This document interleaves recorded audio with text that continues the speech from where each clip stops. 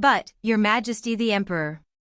Do you really think that, after being caught and brought here, I am completely helpless to do anything? Dietrich paused at Fenric's words. Even if Fenric had other intentions, he did not have enough time to turn them into action. Especially since a lot of events have happened recently. He knows this, which is why he raided his home directly and ordered him to be brought. But what does he mean by this? In the Forbidden Forest, more than half of the knights of the Legion were killed. Of course, the losses of my private men were not small, but they are nothing compared to the losses of the Legion. Fenric's words were not a lie. From the beginning, he did not take all his men with him into the Forbidden Forest. He kept a number of them in the capital in case of any emergency, and even after arriving in the forest, he left some of them in Vanessa's village to protect Presepe. Then in Odiloya there are still remnants of the followers of the second prince, those who sent the maid Ella to Presepe. The second prince had been killed during the coup led by Dietrich before he ascended the throne. Dietrich is still working to eliminate his remnants, but there is something preventing him from being certain that he has eradicated them all. This fact Dietrich knew better than anyone else. Of course, Fenric didn't think that Dietrich would lose the throne so easily now. Moreover, no matter how bad the circumstances are, Dietrich's status as emperor, depending on the settings of this in-game world, will not change. My men, they only move on my orders. But what do you think will happen to them if I am executed? He knew very well that such talk would be enough to further shake Dietrich and strike fear into his heart. He doesn't know that this world is just a made-up world. Moreover, most of my men are not from Odiloya. Most of them were mercenaries, and some I took from defeated countries. I'm sorry to say, but soldiers like these are likely to hold a grudge against the current authority if anything happens to me. Don't you agree with me? Dietrich did not answer Fenric's words, which were very sarcastic. The end of someone who covets what does not suit him is a petty death like a dog. There was a threatening look in his eyes, and in a slightly cracking voice, Dietrich moved his dry lips and said, "Is the Duke threatening me now?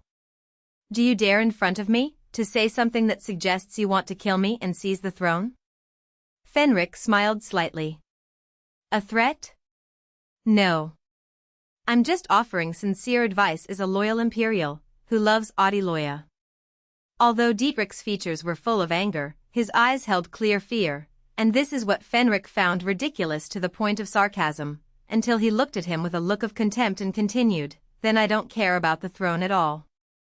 For me, unlike your Majesty, the throne is a trivial, worthless thing." What? May the throne be yours as long as you live. Enjoy it as you wish, and hold everything in your hands as you do now. But please, stop emptying greed for what you cannot have. Fenric's red eyes shone with frightening shades as he stared at Dietrich.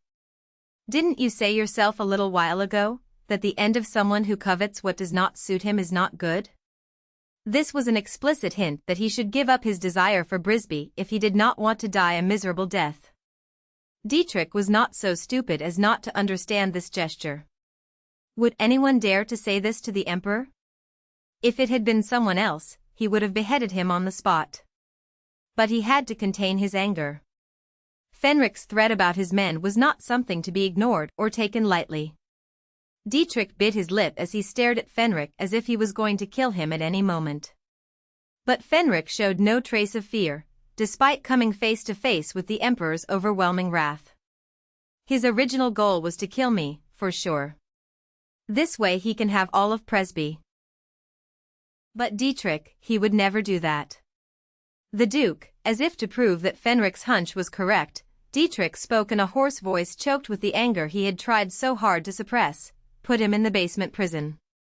Yes. The guard knight who was listening to their conversation nodded, with a tense look on his face. Only moments passed until a number of soldiers entered the reception hall. And so, as Fenric was being led in chains towards the cellar prison, there was only one thought on his mind: Presepe in the Imperial Palace. In that tower. Her staying there, even if he was in prison, was better than her staying in his palace. I will seize the opportunity, any way I can. Fenric had no intention of wasting any more time. Moreover, no matter how tightly guarded the palace was, he would not be able to prevent Vidar from entering. If that were possible, the latter would not have been able to sneak into the palace church and destroy the statue the previous time. His red eyes, shackled with chains, sparkled in the moonlight as they stared at the tower where Presepe was. She was back in the tower, after a really long time. Dietrich, this unimaginative bastard, after being driven with Fenric to the imperial palace, Presepe was immediately taken to the tower. She was wondering, where would he imprison her this time? But, again, she found herself in this boring tower. It's okay. Maybe that's better. At least I know the details of this place well. It is true that guards are filling the place as it is now, but staying in a familiar place is better than being thrown into an unknown prison. She tried to console herself with this thought. She sat quietly on the worn-out bed, a look of clear confusion on her face. Duke Fenric is accused of the murder of Prince Atari Hanan and Duke Noah Divern, and is arrested. This is not true. There is no reason for Duke Fenric to do something like this. I thought it was no different from that time when Dietrich had ordered him out into the Forbidden Forest under a false pretext. Fenric didn't do it, and they wouldn't have any real evidence against him. Rather, what they have is merely fabricated evidence. They used this as an excuse to arbitrarily arrest him. There is no doubt that Fenric became a thorn in Dietrich's eye.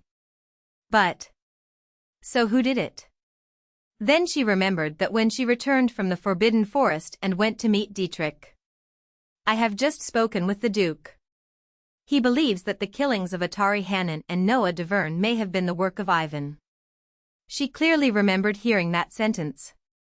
At the time, she was a little surprised, but she thought that it might be possible, as everyone knew that Ivan was not in his right mind and was capable of committing such acts. But Ivan himself was killed. He was killed by someone. So will the actor be the same in both cases? Even if he was, the night before Ivan's body was found, the Duke was with me. He was seriously injured and was bedridden all day. So what about Atari Hanan and Noah Divern? Dietrich had drawn his sword this time, and this meant that her threatening him herself, as she had done before, would not work this time. What evidence should she provide, and what argument should she use to acquit the Duke of the charge? Thick shadows covered Presepe's face as she lost her mind. And suddenly, hello. Behind her she heard a familiar voice. It's been a long time, Presepe.